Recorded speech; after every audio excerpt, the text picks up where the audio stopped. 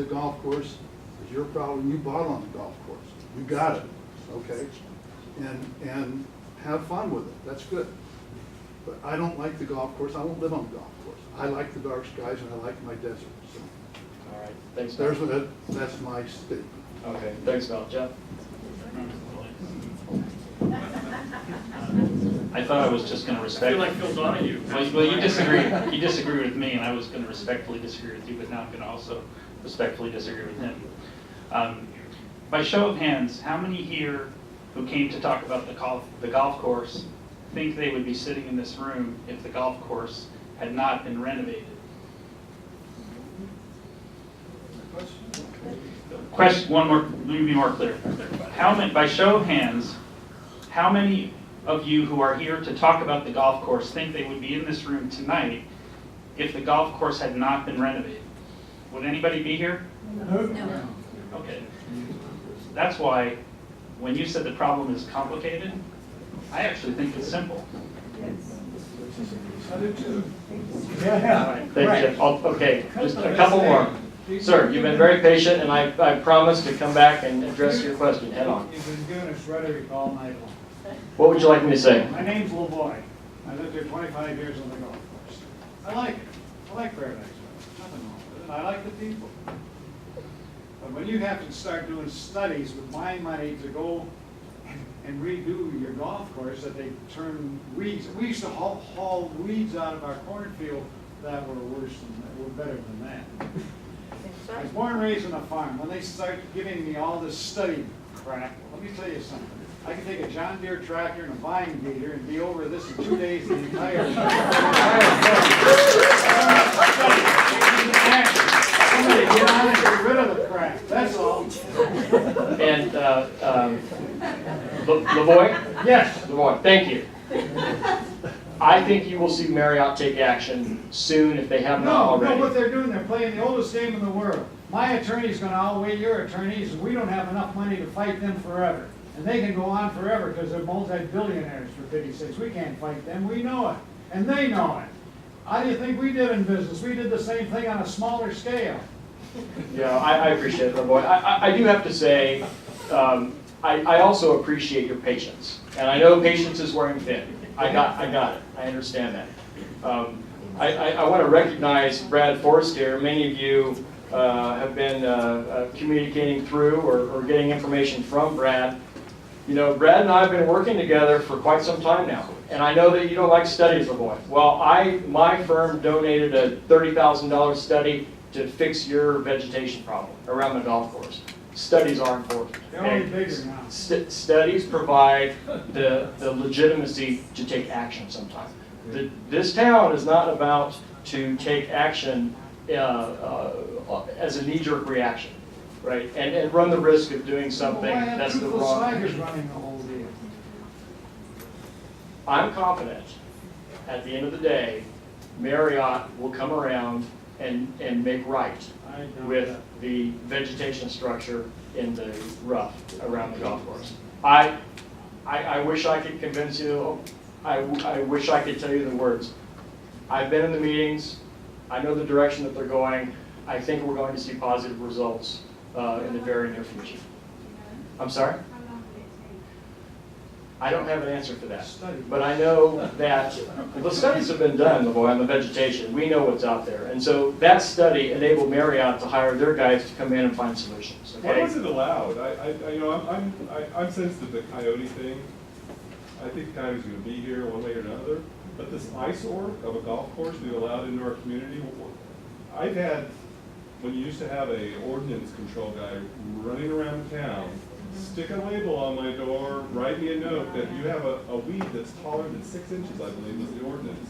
Why was this eyesore allowed? Why is it even being discussed? Communicated? Why aren't they cited to remove the things that I had removed from my yard? You can tell me that those aren't weeds? They're weeds, dude.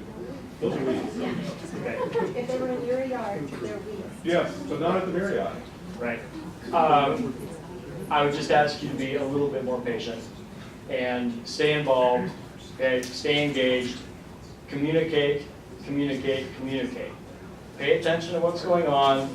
hold your town, hold your elected officials responsible and accountable for finding solutions. That's what I can say. Stay with it, LaVoy, stay on our case, right? You're damn right. And if you don't see it, well then shame on us. But I'm confident, sir, I'm confident that we are making progress and we will address this. Can I We ask will that address the the problem. town council do something? In the, Paradise Valley Independent, would each of you just write your position? Like, I'm in favor of not doing anything, about the golf course coyote problem. I'm in favor of ridding the golf course coyote problem, which I think, I like coyotes. I mean, you know, I don't like them killing my pets, but I like the javelina in my yard. I like the raccoons in my yard. I don't have a problem with it. What I have a problem with is that everything that they were saying that we should not do, the only thing I'm doing is having my pets in my yard, and I can't even go put my dogs out at night to go potty, even though they're big dogs, because they're gonna get attacked. And so I just wanna know where each individual town council member sits on this, so that I'm knowledgeable when I test my vote. Sure, and that's a great question. And I would encourage you to ask your newsmen to ask that question. But you know you know, Okay. there's never gonna be a situation where there's no coyote. I know there's not You're gonna never, be, ever gonna be able to but- let your dog in your backyard confidently again. It's not gonna But happen. it went from being where I could walk my dog down the street and I go, oh, there's a coyote up there. And now we have a group of 6 guys walking their dogs on a leash in the neighborhood together. And they are nervous about the coyotes who are 3 feet behind them following them. I mean, it isn't just a coyote problem anymore, it's Okay, let me get just a couple more questions. I appreciate everyone's patience to date, but also patience tonight. And I appreciate you coming out in attendance. There were over 80 of us here tonight, which is a good first step, and it means that your town council needs to get to work. Ma'am? I am here for the coyotes. You know, quite honestly, what the golf course looks like aesthetically is not at all my issue. My issue is that for the last 2 years or so, and especially this last 6 months to a year, we've seen an escalation in the issues with the way the coyotes behave with the humans and the pets, which I am hearing from other people here. I think, Officer Collins, something that we all need to think about with this is it's not just a coyote problem, I think. It's the specific coyotes that now are embedded in this environment. They have been, it's like we've got a pack of coyote delinquents that now know that they can go after, they have no restraint anymore. They've crossed every barrier that ever existed for them. And so we have a sort of unusual, not just a number of coyotes, but they're specific coyotes. They're smart, and they're gonna learn these behaviors if we've allowed them to. However it occurred, we're in a situation, my biggest fear with this, if we don't find some way to de-escalate this, right now, we're gonna have an attack on a child, because if you look at any environment where this has occurred, where you have one of these packs that become very aggressive, those are the situations where eventually somebody gets injured. And I don't wanna see us coming back 6 months or a year from now saying, what did we not do that could have prevented this tragedy? That's my concern. And we need to all, as a community, point fingers, not that anybody's trying to do that, but it's gotta be a solution that addresses the issue of behavior with this pack, along with probably the environment that they're living in. But it's gotta be a twofold thing, or you're not gonna get there. Yes, thank you for that comment. And it too is our concern that we do the right thing and we get this right the first time. So I'll take 2 more questions. I agree with everything I'm hearing here, but there seems to have been a shift here focusing on the ending on golf course. I've seen this progression for a number of years now, long before they transformed that golf course. We live on the other golf course, and we see more and more acts of coyotes. Back just a few years ago, it's, on the yard, it was attacked, unfortunately, I don't know about that there at the time. But, I don't know if we need to shift so much focus on the other golf course, just this problem in general, change the behavior. Thank you. And 2 more questions. I've got one in the back and then Allison. My name is Stevie Strong, and I live on the golf course, and I've lived there for over 20 years. Whether you some people seem to be upset because they think it's an issue about people complaining about the aesthetics of the golf course. I don't think it's just the aesthetics. I bought my house, moved to Paradise Valley when we moved here from California. Was very careful and looking for a place where I could have my property value go up. And to have a course that looks like I would never have bought a house, excuse me, where my view was weeds. And I don't want to drive through a community that looks like that. And it isn't just us, those of us who actually live on a golf course. I have neighbors that live across the street and down the street. They're not on this list because they're not considered to be directly affected, but they are. They have to drive through it. They have to bring their guests in it. I had 200 pounds of sand removed from my pool. We had $30,000 air conditioning units put in that we had to have revamped because when they were doing all that construction, it jammed them up and they all froze up. I incurred all those costs.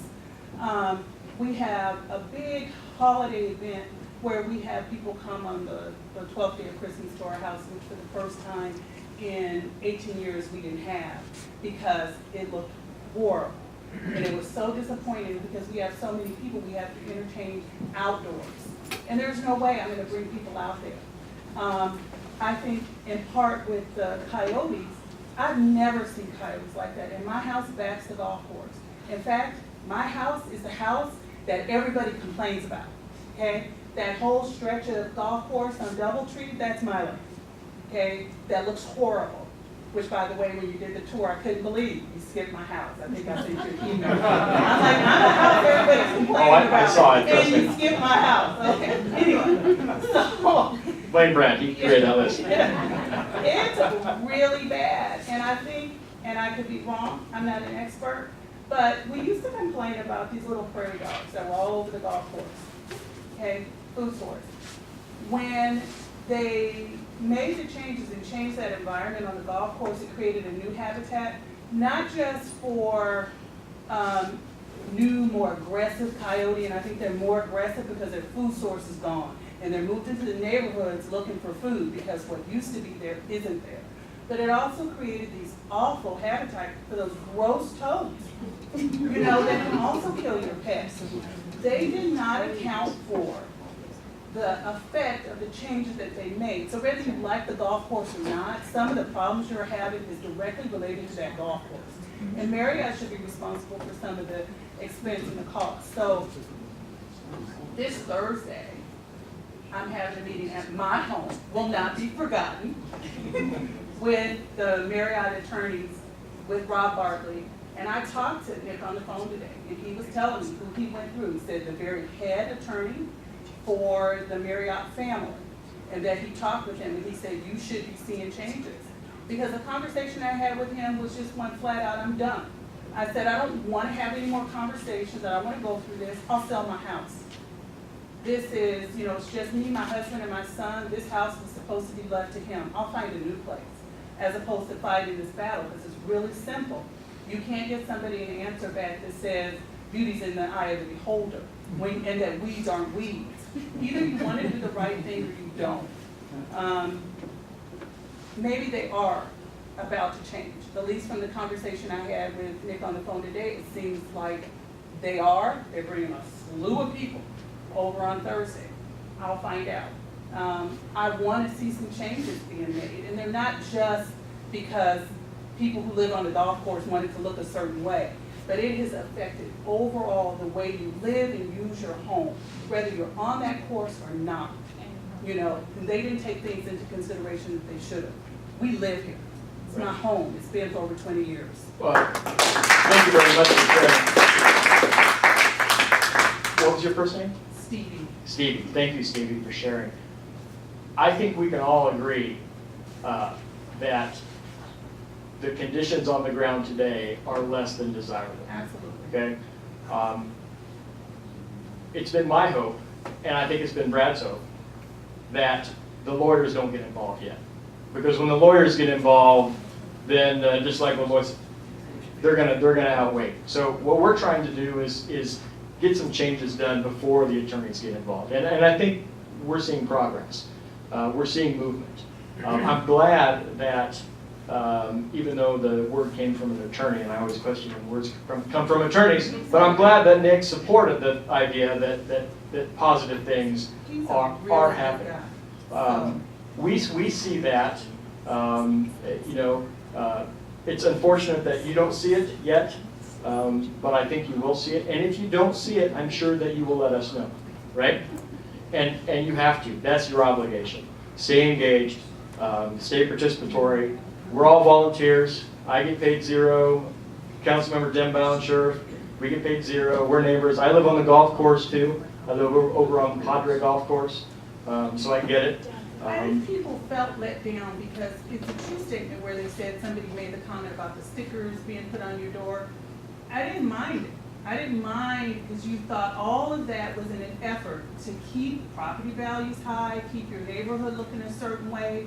And weeds, nobody could have weeds in their front yard or in their yard without hearing from somebody from the town of EV. So we felt let down when they were allowed to do that in our neighborhood where we live. Right. Thank you, Stevie. And I don't think, obviously, you're not alone.